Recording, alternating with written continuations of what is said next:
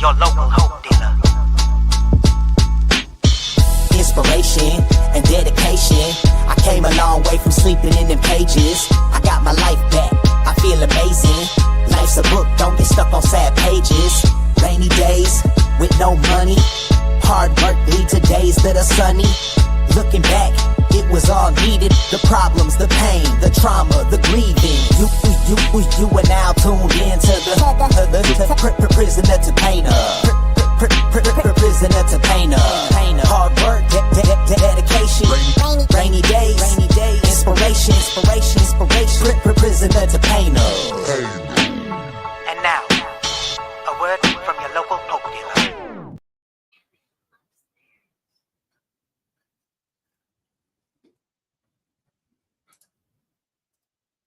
We're live. Perfect. Welcome to the Prisoner to Painter podcast. I'm Nathan McDermott. And I'm Katie And McDermott. today joining us, Tony Hines. That's amazing.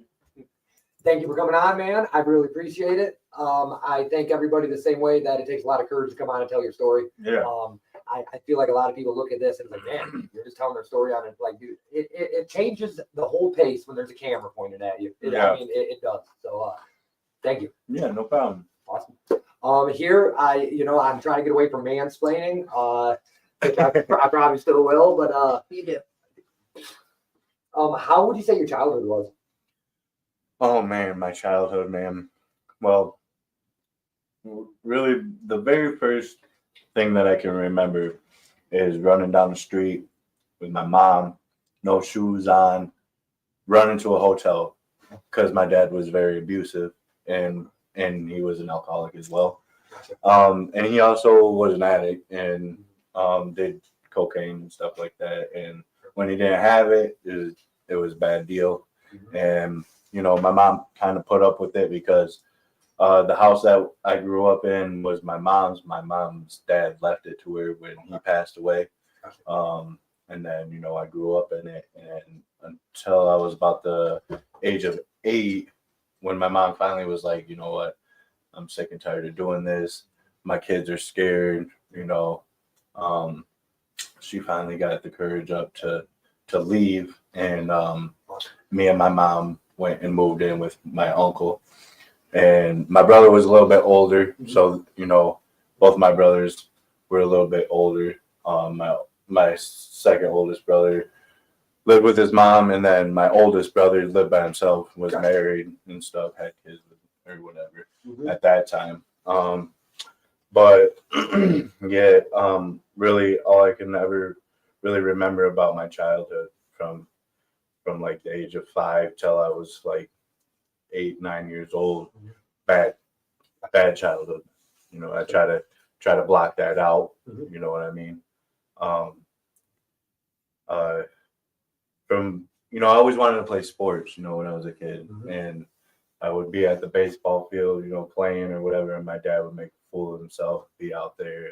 The game would actually stop until he was to leave. Yeah. That's embarrassing. Yeah. You know what I mean? Yeah. Embarrassing as hell.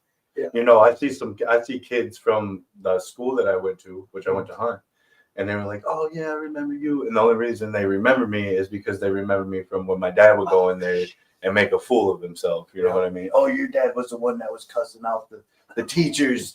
And yeah, that was me. Nice to meet you. Yeah. You know what I mean? But yeah, my childhood. But once I got a little bit older and, got away from that situation, kind of just was living with my mom, things got a little bit better for me. You know what I mean? I wasn't seeking the attention, from a father that I knew I wasn't going to get it from. You know what I mean? I was kind of just wanted my mom. That was all I ever wanted. And, that's my rock from day one, And, once I turned like 13 or 14, that's when I started dibbling and dabbling in drugs and stuff. And, I was doing meth and Oxycontin, methadones and stuff. From like 13, that's when it really started. I started to go downhill. Started noticing, who my friends were and stuff like that. Yeah. Went down the wrong path. You know what I mean? I had the friends that were going down the right path. But I also had the friends that were going down the bad path too, and I kind of merged off onto the bad path as a young teenager. And then I got a little bit older, and then had her, she's about to be 10. Awesome. And I kind of, when you have a kid, they say that, that it matures you a little bit more, but it didn't. I ain't gonna lie, it didn't. Yeah. I was nervous, I was scared. I was 23 years old. You know what I mean? Didn't really know what to expect, but and I just kept on living that life. And then had my other one, Phoenix, and because she'll be 8 in December. Yes, sir. And even her, man, she just still, drugs are a powerful thing, man. Yeah, they are. They'll make you, do some wild things, and make you recognizable. Yeah, I mean, really, it's make true. you recognizable. They man. do. They, and people will tell you now, like, man, the person that I seen you when you was all out there being crazy is not who you are right now. Not even close. Not at all. Yeah. But without that, I wouldn't be who I am today. Well, and we wouldn't be here. We wouldn't be trying to help the next person. Exactly. I mean, none of this would be possible. Exactly. I mean, without you there, with what you went through, without us Right. here, without you, like, it's Right. just the way it works. Exactly. What did what did mom and dad do for work though, growing up? My mom can always remember working at as a dietary. She worked as like a lunch or did lunch for like the older people or something. Okay. I can always remember doing that. Like a nutritionalist? Yeah. And then my dad, he was always he ran CNCs. That's what I remember him. He worked at like AirTech and Allied, and then there was like another one. There was a Kellogg's. There was a Kellogg's back in the day. Mhm. He worked there. Factory, right? Yeah, all factory. Yeah. all- Like that's a all. journeyman? Yeah, kind of. Yeah. Man, just a brief. Clay said, "Tony, my man." Yeah. Yeah.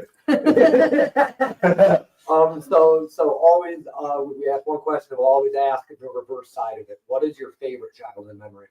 My favorite childhood memory is probably when we took our trip to Florida. Okay. That was right around the time where my mom was like, this is done. I'm done with this shit. But we went to Florida and it was super fun. Heck yeah. My dad was on a paintball team, so we went down there and he played in a tournament for paintball and stuff, and then we got to stay at a hotel for like a week or two. And we was gonna go to Disney World, but they said it was way too expensive. Oh, yeah. So we went to there's another one. There's Universal and then there's Epcot. There's another one. I feel like it's like a Animal Kingdom. Oh, yeah. Something like that. I don't know if that's in Florida or if it's somewhere down there, but Gotcha. yeah, we ended up going there instead. Well, But dude, it was still super fun. Though. let's be real. And actually, fun fact about myself, that was in Florida was where I learned how to swim. Okay. And in the pool that we stayed at, that was when I was like, you know what? I don't need these things no more. I'm in Florida in this pool, and I did too. That was when I started swimming without floaties. Okay. Always on the reverse side. What is your least favorite childhood memory? Least favorite childhood memory. Man, there's so many, you know what I mean? But I think my least favorite childhood memory was when I watched my dad smoke my brother in the face. Okay. So my mom and him were arguing. He had smashed my mom's face in the side yard. And my brother came out and was like, this ain't gonna happen. And he totally knocked him out, put him on his ass. Mm-hmm. And he's only like 13 years old at the time. Yeah. You know what I mean? Yeah. So, but then that next thing I know, here comes the police and they took him to jail. You know what I mean? That's probably one of the worst ones. But I also have got, I've seen him get beat up too. Like somebody broke his back. They jumped him and broke his back. He had to get back surgery and stuff like that. So there's just so many. It's hard to choose. You know what I mean? Because it was bad. It was sad. Now because my dad passed away. In 2017 he was murdered. Yeah. Damn. And it's still a cold case to this day. Nobody knows what happened, Mhm. you know. And it's kind of leading up to my brother passing away because, you know, my brother never, he's, you know, schizophrenic and he was Okay. off his meds, you know what I mean? And, you know, never got the closure from it and always felt like it was somebody, you know, he thought I did it, you know, because I was with him like an hour before and, Okay. you know, I had to go take a polygraph test and, you know, clear my name basically Gotcha. for it. And then, you know, he never had closure from it. So, Yeah. you know, he started going crazy. He started like telling his mom that he thought that she was molesting him in his sleep, you know, Shit. and this is a 38-year-old man, you know what I mean? Yeah. And one day he broke. I seen him 2 days before it happened, and I could tell in his face that he wasn't right. Gotcha. And he ended up taking a hammer to his mom, killed his mom, Oh, no. and then the police came and shot him Shit. and killed him. It happened right there on Robinson Road. Two things. A, clearly I never know what story's going to come on. I really thank you for telling your story. Well, thank you for already what you've said. Yeah. And thank you for what's to come. Yeah. But secondly, man, that's a burden. Like, and for you to still just take on every day and just go help people, like you are not all heroes wear capes. I'm not comparing you to Superman, but you're pretty damn close. Yeah, I I appreciate that. You know what I mean? And that's like me coming into this profession that I'm going into now. You know, it's really, this is what I've always wanted to do, is share my story and for it to help somebody. Yes, sir. And you know, I don't care if it helps just one person. That's You know, all that matters. That's all that matters to Yeah. me. I could talk to a school of 700 kids, Mhm. and as long as it stuck with one of them, Yep. I'm happy. Yes, You sir. know what I mean? So Yeah, I would do. you say that when you started using drugs, was it like a co-occurring thing? Was it because your mental health was bad, or was it like witnessing things and being traumatized? I think that's what it was, maybe the trauma, but at the same time, it was more the stigma of it. You know what I mean? Like, what? No way. That ain't gonna do that type thing. Let me try. Yeah. You know. Yeah. And Follow up. Before we move on into that, the last thing about childhood, well, not childhood, but before we get into talking about drugs, what was your favorite cereal? my favorite cereal was Lucky Charms. Okay. Yeah. Okay. No, what I was gonna say. Oh no, I totally forgot. We always say I, if an adult had told you, because I know you'd seen like your dad using. Yeah. So if an adult had told you what drugs are really like that you would love them, they'd be fantastic, but they would ruin your life, would you still have used them? I don't know.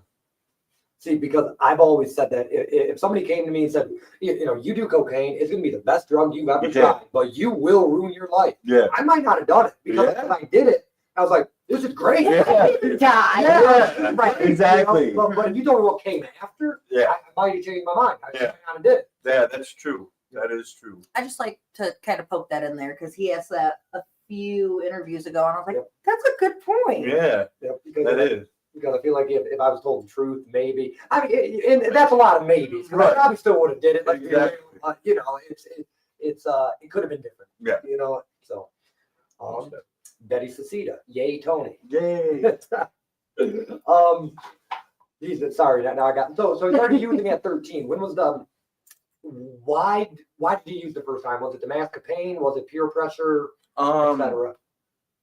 So with the pills and stuff, just everybody was doing them. My friends and stuff were doing them. So I was like, you know, why not? This is what we do. You can't beat them, join them. Exactly. Mhm. And then with meth, it was kind of like so it was brought to me, and I was playing football, you know, and they're like, dude, this right here, you want to be really good. Yeah. You know what I mean? Try this out. Yeah. So, you know, I tried it, and it made me feel spectacular until I went head to head and helmet to helmet with somebody and broke their jaw and got a major concussion. That's why I stopped playing football. Damn. Yeah. What was school like for you? What was your favorite subject? English was my favorite subject. I hated math, hated science, social studies. I didn't really care for too much, but it wasn't too bad at it. I always managed to get a C. But English every year, I always had an A.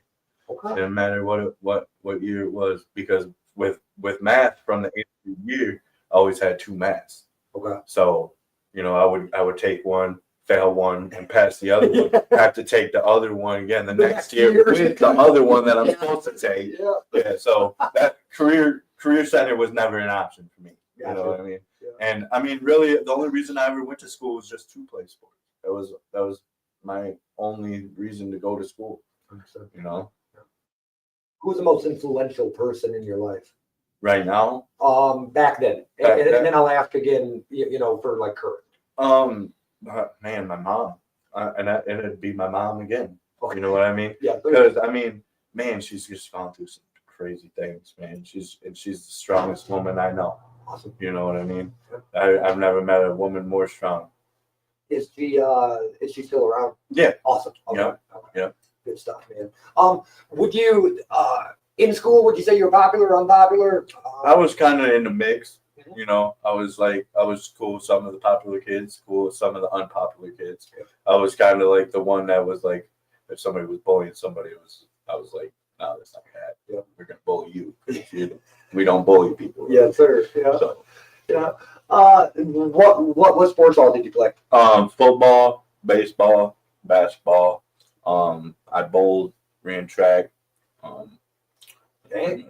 Yeah. Oh, you bowled? Are you good? Yeah. Okay, yeah, no, I'm gonna bowl like an 80. I haven't had my own stuff, but I'm decent with the bowling balls that are up there. So Yeah, do what she said. I'm gonna bowl like I'm an gonna 80. bowl like an 80. yeah, I mean, I probably do the same, so that's okay. Man, geez, man, that is rough. So 13 is when you got moving with your uncle, right? Yeah. How was living with your uncle, man? Oh, that was awesome, man. He was like he kind of took over that role, you know what I mean, of the father figure, you know what I mean, because mine wasn't, trying to be like, so from the time we left, I never seen him again up until I was like 21, and I went to jail for the first time, and he was in jail, and he didn't even recognize me. That's how long he hadn't seen me, you know what I mean. So, and then before he passed away, I got like maybe a year or two with him, because he was going to be in jail for a while because he stabbed somebody. So once he got out, he was out for like a year and a half before this happened to him. So but I mean, I got to meet the other side. You know what I mean? The reason who he was. You know what I mean? He was schizophrenic. He had mental health issues. You know what I mean? And from his childhood, he had a bad childhood too. And that's what it comes down to.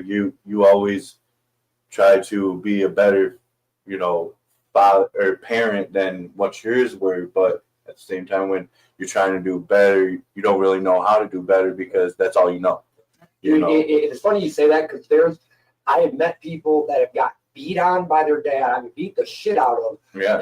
And they also beat their kids. And well, it's better than my childhood. Yeah. If one of yours, Generational. no, I know, but what I'm saying though is that if it's that bad and you had it worse, I actually feel bad for you too, because it's like, if your childhood was worse than what you did to those kids, holy shit. It's like a maladaptive coping. They don't know how to handle with their feelings of inadequacy or to be a parent like they think they should. So then they just revert to what they know. Which I feel as if I was blessed by God to have all girls, because if I was to have boys, I might raise them different. You know what I mean? Because with them, I don't discipline them, with like, action. You know what I mean? I make them do like electric chair. I make them do like workout type things. You know what I mean? It's like this is boot camp now because you want them to be bad. But I feel like if they were boys, it probably be the way that I was raised. You have a sense of delicacy. Exactly. Well, they're very well behaved. Like seriously, you said, hey, like be quiet or try to be quiet while we do this. Dude, I see your daughters, both of them, they're trying. Man, they're very well behaved. Thank you so much. I really appreciate it. Man, so 13, when you get into drugs, that's kind of young. That's what I'm trying to ask. So how did it evolve? Started with pills, and then it works at meth, and then where do we go from there? And then, you know, it kind of just goes into everything.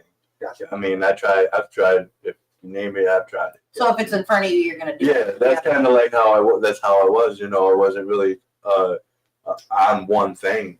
I was kind of like an all or nothing type thing, you know. And then it evolved, you know, once I got a little bit older, you know, into just, you know, and just meth, because, you know, so I could stay away and make it to appointments and stuff like that.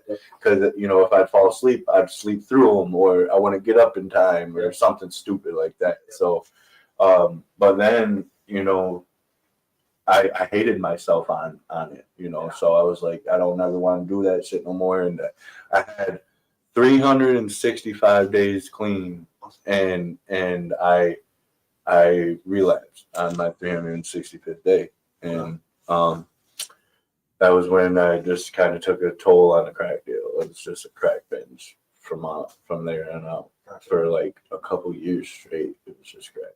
Was there something that triggered your relapse? Was it just that was the year, or was there something that had happened? Or no, it was more or less like I kind of wanted to give myself a treat. You know, I was like, man, I made it so long. I'm gonna give myself a treat. You know, I won't fall back into it again. That was where I fucked it. That was where I messed up. You know, I believed that it was gonna be okay one time, and it wasn't. And how old are you now? I'm 32. 32. Okay. Yeah. Okay. And how long have you been clean now? I am going on 6. I'm a little longer than 6 months. Congratulations. Yeah. Seriously, dude. Thank Congratulations. Man, so 13 we started using, you're 32, so that's almost 10 years of abusing your body and doing okay. A little longer than that, 20 almost. Yeah. Oh Yeah. yeah, my math's off. My math all right though, because, you know, my math is horrible. So adding letters in the math, like what? wait, added a line or two. It started to hurt my head a little bit. Yeah. So besides clearly doing drugs, would you say you had a normal high school experience? Did you go to prom? Did you do everything? Yeah, I did prom. I mean, I didn't go to my own prom, but the girl that I was dating, I went to her prom. But I mean, I didn't really finish high school. I didn't finish high school, but I got my GED. Awesome. So, I mean, I didn't get the full, you know, graduation experience and all that stuff, but I still did, you know, finish school. Yeah. I was just taught if you don't ask the right questions, you won't get the right answers. Yes. So if I skip over anything in your story, please feel free to be like, hey man, let's go back. Yeah. Like, please. So high school, so you didn't necessarily graduate, but you went back. When did you quit school? It would have been my 12th grade year. Oh, okay. So I was working at the time, and I was going to Western Ops, and I only had like 10 more credits to get, and I ended up moving to Napoleon and getting a job out in Brooklyn. So I was like, Western Ops is like 45 minutes. Yeah. So I was like, just screw it. I'm just gonna go and get my GED. Gotcha. So that's what I did. What was your first job? My first job was Slingshot Transportation out in Brooklyn. What's So at the time, which they've gotten way bigger now. Mhm. At the time, it was just like a produce. So we. Oh, like keys almost, like you don't drop off produce for. Well, no. Okay. So what happened is they would get shipments of like tomatoes and oranges and stuff. At first, that's what we started with, was just tomatoes and oranges. Now they got all sorts of fruit and vegetables. Okay. But it ran through this machine. We picked out all the nasty ones. You know, we bagged them and then put them in a box and then shipped them out. Okay. So That's a very unique thing. We just do tomatoes and oranges. That's right. unique. Well, that's where they started at. Gotcha. You know what I mean? So they built this $1 billion machine. You know what I mean? And just started running it slowly with the tomatoes and the oranges, and then, like I said, now they do everything. So, you know, it had to start somewhere to get, you know. Oh yeah, no, dude, literally, we're in a bank. Exactly. You gotta start somewhere. Exactly. Yeah. Action. Yeah. Action Mhm. is what matters. Yes. So your oldest daughter is 10. She'll be 10 in She'll be April. 10. So okay, so and you're 32, so you were about 22. Okay, so what happens from 18 to 22 before you have your daughter? It was kind of just fun, you know what I mean? working, playing, work hard, play hard. That was really all it was. I worked a lot and I played a lot. You know, Well, but I had never had nothing to show for it. You know what I mean? Because it was always work for my habit. To you know what I mean. So I had my habit.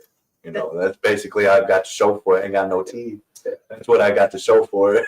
Literally went out the window, right? Yeah. Like with the breeze. Yeah. Yeah. It's funny you say that because I've always said up till 25, the only thing I could show was empty bottles. Yeah. That's the only thing I could show for myself was a bunch of empty cans. And tattoos. Well, tattoos. So some of these look like some stick and pokes. Right. You know what I mean? Yeah. Like, fuck me. But dude, seriously, this has been I never know what I'm gonna get, but this has been awesome. Like, seriously, it's been awesome. So you had your daughter. Is that who you're currently with?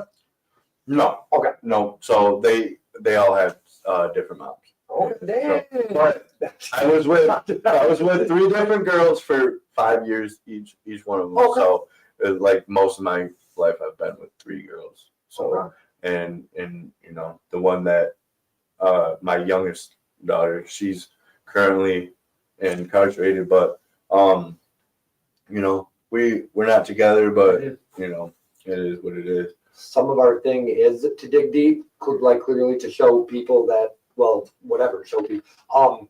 So do you think that I wouldn't say jumped from relationship to relationship. You've been in long-term relationships. Yeah. Or were you afraid of being alone? Yeah. Okay. 1000%. I never wanted to be alone. That was my biggest thing. I always never wanted to be alone. I don't like being alone. Mm-hmm. I'm getting used to it now because I kind of have to be. You know, I'm kind of made to be now. Yep. But I never, and you know, that was the thing. I hated being alone, but I always thought I could do it myself. You know, and until I realized that I couldn't do it myself, man, things really didn't start happening for me. Yes, sir. You know, like I was telling you guys the other day, you know, when I was working at the prison, man, and smoking crack in the parking lot of the prison, you know what I mean? I was like, man, something's got to give, man. Dude, and even that right there wasn't enough. Yeah. You know what I mean? It took all the way until, you know, the state is about to take my children for me to get right. Yeah. I was going to ask how becoming a father and juggling fatherhood with being in active use, how that was.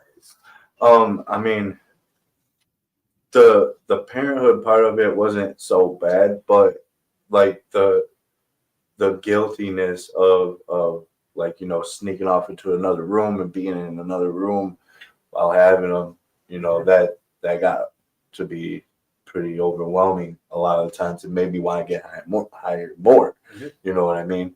And yeah, other than, I mean, yeah, that's We'll get back to like chronological order, but I really want to say I think how beneficial this is that your kids are down here listening. Yeah. And and that shows support. Yeah. Like dude, I mean, they've seen me. Kids, you know what I mean? I ain't lying. I mean, I've been in the truck sitting right in front of them, smoking my plate. You know what I mean? So they know. Yeah. You know, they see me growing, and they tell me. You know, they tell me. You remember when you was doing this and that? Yes, I do. So look at me now. Do it again. Not me. You know? I was just gonna ask you guys probably like him sober, right? Yeah. It always seems to be that way. I used to be a drunk. I'm talking to you too. And people like me a little bit more so. Yeah, most definitely. Yep. Man. I like throwing in some random questions to kind of lighten the mood up because we try not to re-traumatize people or it gets really intense. Yeah. What would be the best exotic pet? A tiger. Okay, that's dangerous, but that's how I go. That's how I go in all. Okay. Or nothing, for sure. That would be awesome, dude. Or monkey. Dude, we had flying squirrel for a while. That wasn't really exotic, but that was cool. Yeah, for sure. We used to have flying squirrels in our house when I was a kid. And they're so cute. Yeah, dude. And so we'd be in my room and you could hear them going up the walls. I was like, what the heck is that? And so we opened up the thing upstairs into our attic and it flew out. Like it come running and glided down our stairs, dude. I was like, what the heck is that? Okay, one more. What's your favorite saying? My favorite saying. you only live once. YOLO? YOLO. Okay. What is the But I like to say YODO because you only die once. You live Yeah. every day. Yeah. Yeah. What's the best piece of advice you've ever received? Um,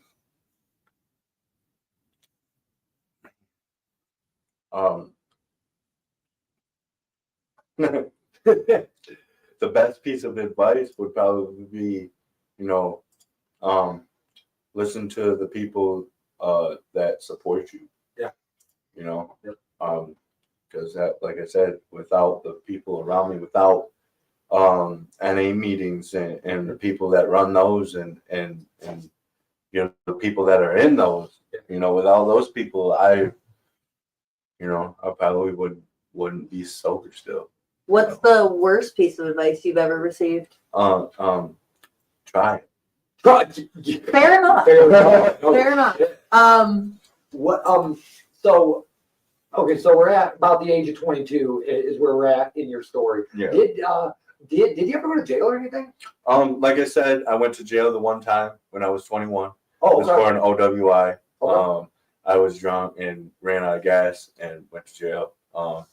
But other than that, no, I was never in and out of jail. I was never trouble. I was never in trouble. That, including this last charge that I just got for an assault, were the only times that I've ever been in trouble. Do you think that prolonged your suffering? Like never getting in trouble, there wasn't repercussions for doing that? Do you think if you got in trouble, you would have Gotten better sooner? Yeah. Yes. Okay. Yeah. Right on. 1,000%. Right on. I mean, you know, keep on keeping on until you can't keep on no more. Yeah. That's how I, was living. Man, so you were a prison guard? I was. I really want to get into that, dude. I've been dying. So how old were you? Where does it fit in your story when you were? So I was a prison guard from 23 until 24. Oh, perfect. So this is year 23. Oh, 24. shit. Okay. Yeah. So like 2023 and 2024. Yeah. Okay. Yeah. So just 2 years ago. Okay, then we'll work into that. Yeah. Okay. Yeah. Right. I'm like, damn, dude, that was a minute ago. Yeah. So what jobs did you do early fatherhood? Did you? I was always. I mean, I've done everything. I've done sales. I've done roofing, siding. I've worked in the factories. I've worked at fast food. I've done healthcare. What's that? What food place? McDonald's. I was a manager at McDonald's in Angola. Okay. Yeah. I worked McDonald's and Arby's, and I hated both. Yeah. I worked Timmy Ho's and Arby's, and I hated both of them. Yeah, dude. Well, the customer's always right as a crock. Yeah. Okay. Yeah. Not true, dude. No, not at all. Especially with fast food, the customer's normally actually wrong. Yeah. Like, you're like, oh, I just came through here and got 20 cheeseburgers, man. They were all of them didn't have onions on it. Oh yeah, you're gonna mac and cheese, sir. This is Wendy's. Right. For real. Can I get a Whopper? You're at McDonald's. Right. No, I'm not. I bought one yesterday at Burger King, bro. Yeah. No, this is Patrick. yeah. Dude, that's funny. So what was your routine like when you were working, being a parent, and still actively using? It was basically just, go to work. The girls usually are with their moms usually for the whole week, so up until the weekends, I've had free usually, up until just recently, where now sometimes I'm getting them during the week. Awesome. But yeah, it was always work, come home, do my thing, and then on the weekends, get the girls and try to do it still and be incognito about it, you know what I mean? But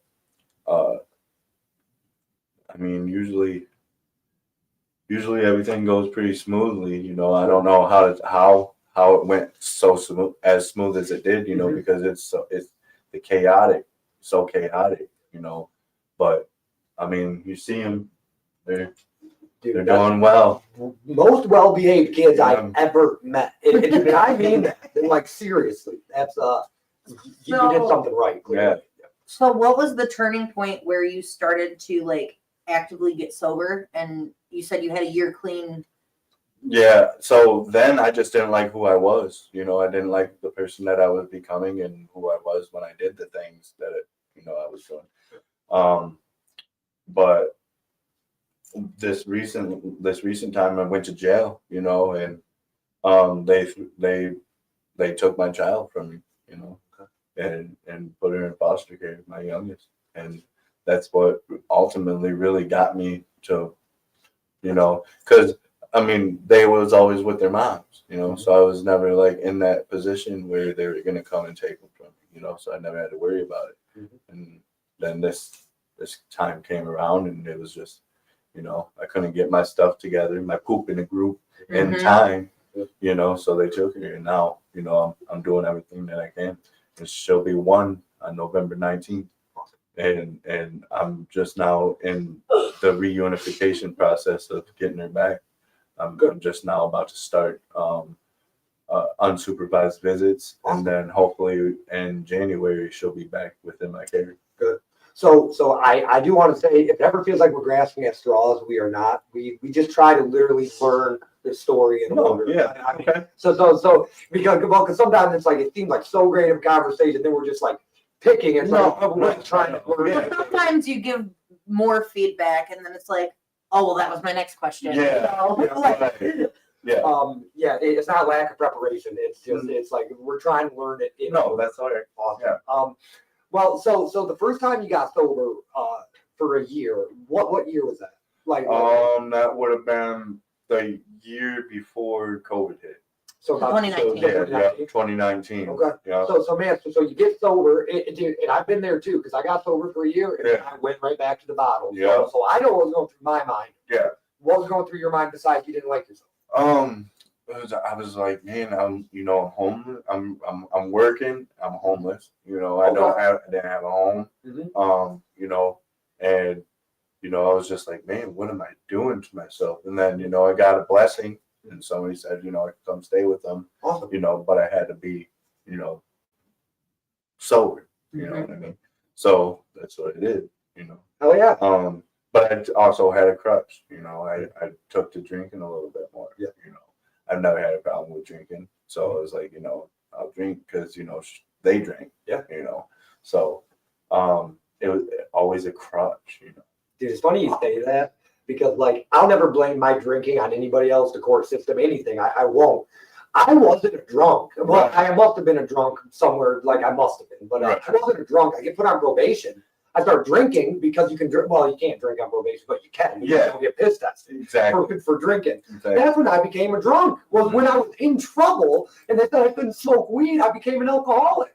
And then I never. You always try to pick on what you can. And then it became the other way. Now that he couldn't drink, it was like, oh, maybe I can do some of this. Some of this. And I'm like, You can, but you're not supposed to. You can do that.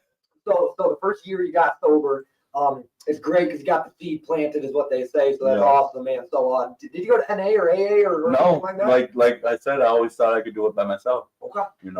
And for the most part, I did. But until I, now looking back at it, I always had a crutch. Mm-hmm. It was always a crutch, and I always like, well, just because I'm not doing this thing, and I'm all right. You know what I mean? Well, unpopular belief. I have an opinion that is not what everybody thinks, but even people in AA now, and all these people, and they hate when I say this when I'm in a meeting, but everybody has a crutch. Yeah. Everybody, even these people. the meeting can be the crutch. Yeah. You know what I mean? Everybody has a crutch. So I guess I'm saying don't beat yourself up too much, but everybody has a fucking crutch. Well, you break your leg, you use a crutch. Yeah. Now, if it's a detrimental crutch to where you're just replacing what you were using with something else. Exactly, and that's what I was doing. Right. And it didn't take for me to get a little bit, the poison to realize that I needed to, not do that anymore. How do you feel about harm reduction?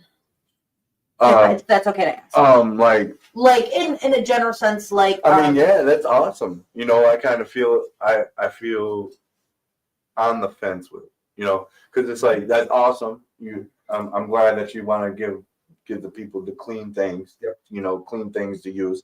but also you're enabling. Yeah. You know. Yeah. But I mean, rather it be clean than dirty, because you know they're gonna do it anyway. Well, I mean, harm reduction also, personally, I think it comes in many forms. Like, Yeah. I was a cutter. Yeah. So snapping with rubber bands, Oh yeah. harm reduction, because I'm still getting the little bit of the sting. Oh. But okay. I'm not. So like, I know that it's like I said, it's like a broad sense. There's a lot of things that I think people don't regard as harm reduction, but that's Yeah. also what it is. Yeah. But yeah, I was just curious. Yeah. That's why our belief is so like I'll use abortion as an example, and I'm not going to say like our beliefs on this Yeah. because it's not about us, Right. really. But harm reduction is smoking weed instead of doing heroin. Oh yeah. Okay. So I agree with that, but I don't agree with some other of the harm reduction. Well, if I agree with the good, I can't just disagree with the bad. You can't Yeah. take what you got believe. it. Exactly. So Exactly. our standpoint is we believe in it because there's so much good with it. Harm reduction. Harm Yeah. reduction. Yeah. Yeah. Yeah. Yes. Yeah. Okay. 2 people said, Hillary said, yes, get it, Tony. Zach Watson. That's funny. We know it. We actually interviewed Yeah, I him. went to school. Oh, no. yeah.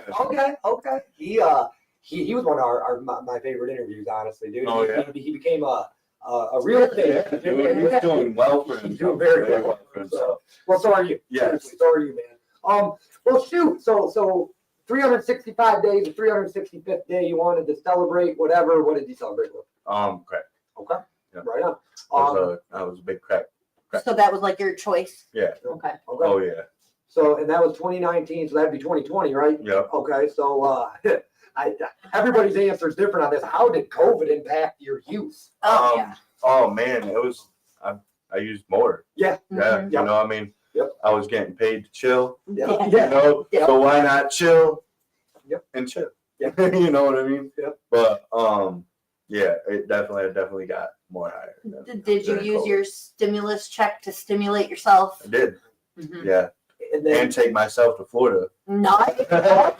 Seriously. How did that work during COVID with the travelers? All I did was just You drove? I drove. Nice. I mean, I got caught in some traffic down like Tennessee, but other than that, it wasn't too bad. I was So, worried that it was gonna be like they were gonna be like, "Oh, you can't come to our Yeah. state." right. But I mean, no, it was fine. So, Yeah. like, how was their state regulation different than ours? Because, like, for a minute, you know, we were like 6 feet apart. They had those lanes in the grocery stores where you had to like Yeah, up the road. I don't know. I only stayed there for like 3 days, so I don't really know. It was so hot. We were gonna stay there longer, but dude, I couldn't take the humidity. It was so Mhm. bad. I got out and I was like, what the heck? I feel like I'm in Sandy's Dome or something. Yeah.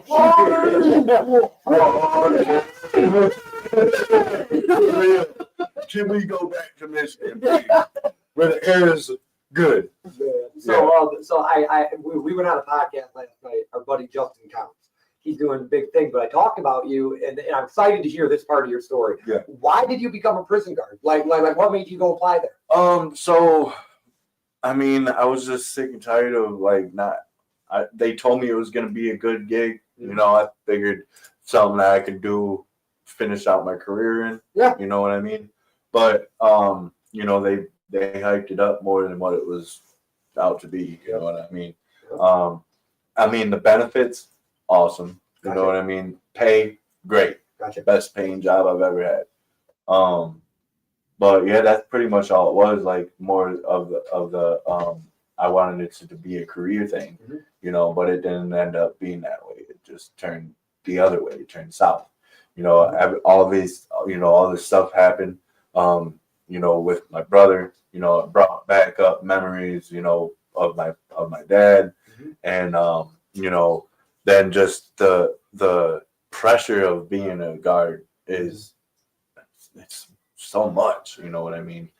And it just got to be overwhelming. You know, and I couldn't take it no more. And you know, I just you know, started really going heavily on smoking. You know, working 12-hour shifts. You know, it was hard. You know, to get sleep. Yeah. So I just so I could, you know, go to work every day and work the 12 hours or whatever. Yeah. It was just easier that way. But then it just got to be too much. Gotcha. And ended up having to go spend some time in Haven Wake Hospital because I was, you know, wanting to kill myself and stuff.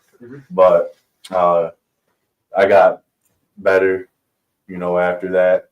But my mental was better, but I was wanting to get high more. You know what I mean? And so I stuck to that for up until, you know, I changed. Yeah.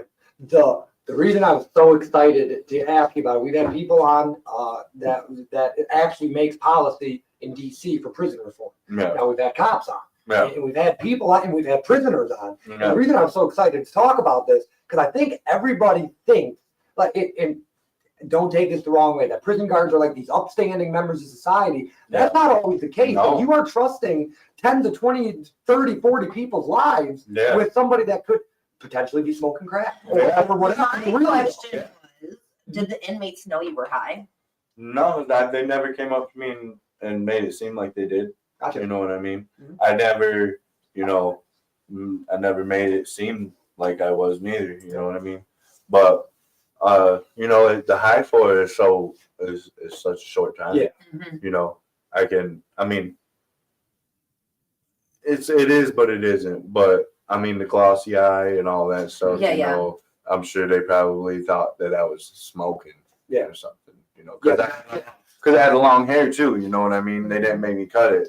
You know. Did you have to ponytail it? Yeah, I did. I had to put it up in a bun, but I did get made fun of that quite a few times. But I don't care. I mean, it is what it is. I get to go home at night with my thing. You know what I mean? But yeah, man, I was really wanting it to be my career because what I really was wanting to do was be a prison counselor. You know, that was like my goal into being, you know, doing this, because if you go and do that and you do that for like 4 years or something like that, you don't have to take schooling to be a prison counselor. But if you want to go into it, you know, otherwise you have to go to school for it. But being a guard, you get it kind of like underlines it, so you like can go straight from there to over there. But yeah, man, it just got to be too much for me, and I was just like, you know what, I'm done with this. Use all my sick time, use all my stuff, get paid for it, and then just not went back. Were you like getting re-traumatized, or was it like internal turbulence? Or was it just like sucking the energy out of you? Yeah, that, and you know, I mean, it just got to be too much, you know. I mean, there's 400 inmates, you know, in New Jersey. To one of you. Yeah, exactly, you know.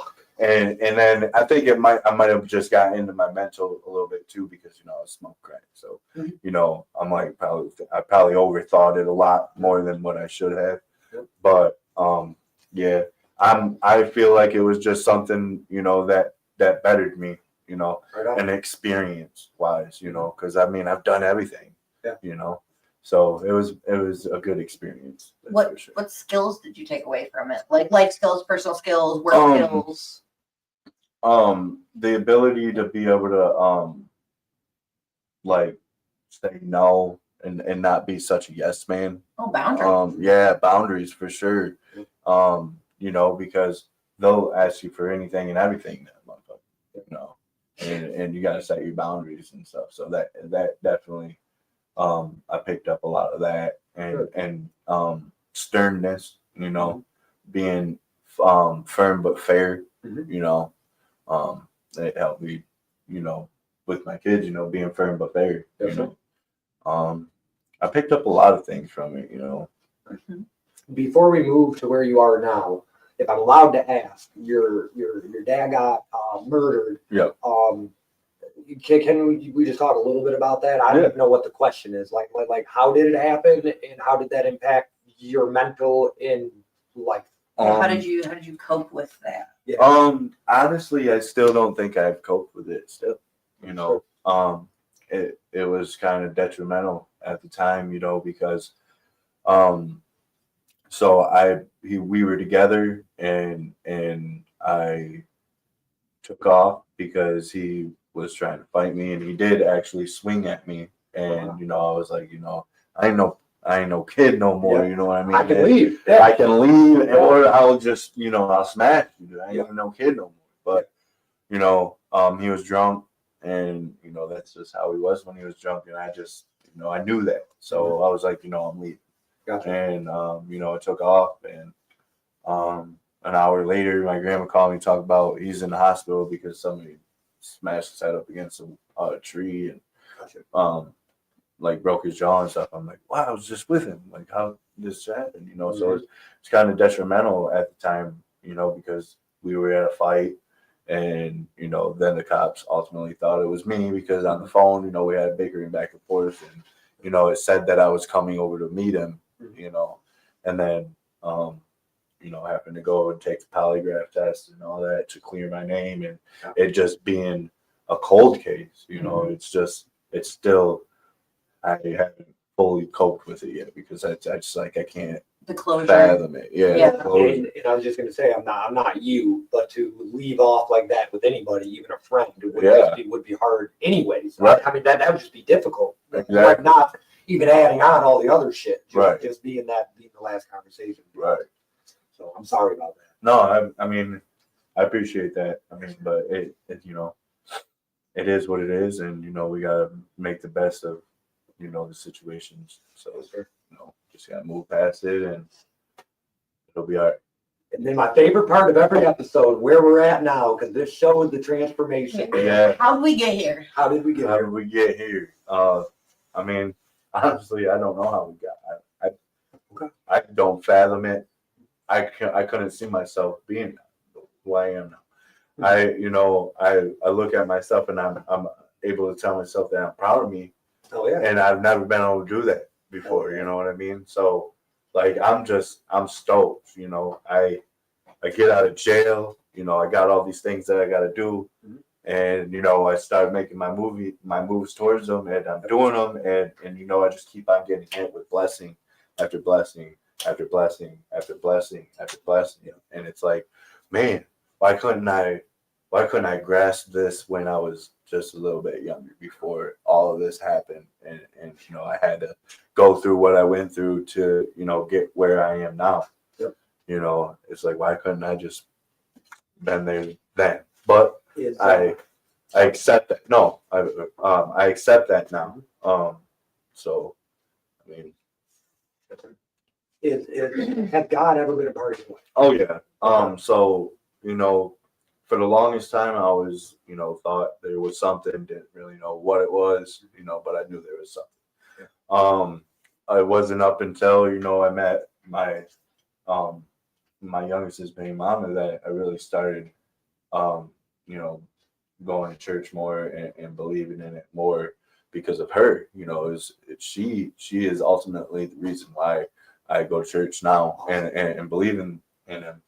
But also because I had my experience, you know, when I was gonna ask about that. I did. You wanna touch on yeah. So when my brother passed away, well, when they shot him, he was in the hospital. Well, he was on life support because he was an organ donor, so he was able, you know, they left him on the whatever to make sure his organs were good. And I stayed up there and I read the Bible. It was like, I'd never done that before. You know, my family was coming up there. I never shed a tear the whole time, up until the moment that I'm gonna get up to. But you know, I read the Bible for everybody. I read Bible verses. I read over him. I you know, told him to repent. You know, this wasn't you. We know this wasn't you. You know, we know your true heart. God knows your true heart. And you know, so all that happened, and they finally took him up to Ann Arbor, and you know, we took off and we went to Cascades to the park, and something just came over me. Usually I always have my phone with me, and I was just like, man, I need to leave my phone here. Something's gonna happen that I shouldn't bring my phone to or whatever. So we get out there, and you know, we get to this point and we're looking up at the sky, and all I can explain is the gates of heaven opening up, an angel coming out and taking two angels with him, and them closing and it disappearing. For like 2 minutes straight, me and her looked like deadlocked on it. It was more euphoric more anything it was the biggest high I've ever had just looking at up here. The warmth. Yeah, the warmth, Yeah. the comfort feeling of knowing, that my brother and his mom's going to heaven, up to heaven with my dad. The absolute peace. Exactly. The reason I asked that is because you said, you wish you would have got it sooner. The reason I had to be believing in God because it happened right when it was supposed to. It did. Exactly. And that's another thing, man. When he shows up, he shows out. Yes. Mhm. And it's true, man. And I'll say it to everybody, until you have your moment or until you really look. Because once you find it, he'll keep on showing up. You can't unsee And he'll it. keep on showing And up. so my question was, after that, did you have any cravings? No, I didn't. There was no craving after that, wasn't really. I was like, man, that was the highest I've ever been. I don't think I ever get higher than that. Mhm. Like, let me see that again. I'll take that over anything. So you've been sober 6 months. Before we get to our wrap-up questions, you started at I know I'm finicky about saying the next. So you started at a nonprofit helping people doing peer support. Yeah. How did you get the job? And I know you're great at it, but how did you get the job? I got out of jail and I met up with my buddy Damien. Yep. And I've been friends with him for Long time. You know what I mean? And it's funny. You guys should ask him how we met each other. Okay. It's a funny story. But I got a hold of him and he was like, let's go ride the bikes around or whatever. And he started telling me about where he works at. And I was like, oh, that's what's up. He's like, well, come down and put in an application and whatever. And I was like, all right, bet. So I went down there and I kind of had like an interview on the spot type deal because, one of the members was up there and, I was talking to him and I was just, giving him some advice and stuff. And, it was kind of just from there, they love me, and I love them, I love my job. Awesome. I never had a better job. There's nothing like it in the world. There isn't. Yeah, me and Damien go back to him, and he came over. He was working with his grandparents still, and Katie was like, "Man, come work with me." Yeah. And Damien went down there. It was the part I was talking about how you get to share your story. Yeah. And like literally help other people just by stuff you've been through. Like it doesn't matter how much school I went to. It doesn't matter what I know. Right. It matters what I experienced and how I went through it. I love that about this place. And then that's when he was like, that sounds awesome. I know, right? Like, come on, let me get a piece of that. Yeah. Yeah, that's great, and I know you'll do big things there. Yeah. Dude, thank you for coming on. Yeah, dude. My favorite wrap-up question is, it kind of puts me on the spot. Is there anything that I didn't ask that I should have? Is there anything you want to share that I missed? Any shout outs, anything? No, I kind of went over everything. I feel like. That's just making sure we did our job. Yeah. Are you happy with the way that you got to tell your story? I am. Okay. I am. Perfect. What's your definition of success? Oh man. I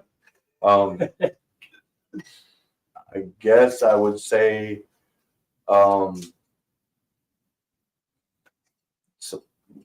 just having, I don't know. Success is just, living and having friends and family, people that you love, and being around family and being around friends. Community? Yeah, Perfect. for sure. Perfect. Katie, your wrap-up questions? If you now met you then, would you get along and vice versa? Not at all.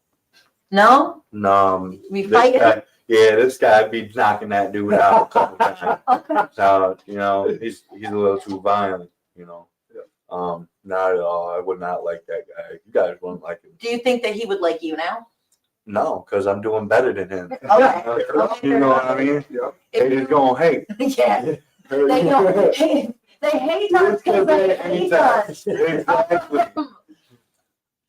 If you could use one word to describe where you started to where you are now to where you think you will end up, and it has to be one word and it has to be a real word, what would that word be? Ask it one more time. Okay, one word to sum up everything you've been through, where you think you're going to end up. Has to be a real word, has to be one word. Fire. Fire? Awesome.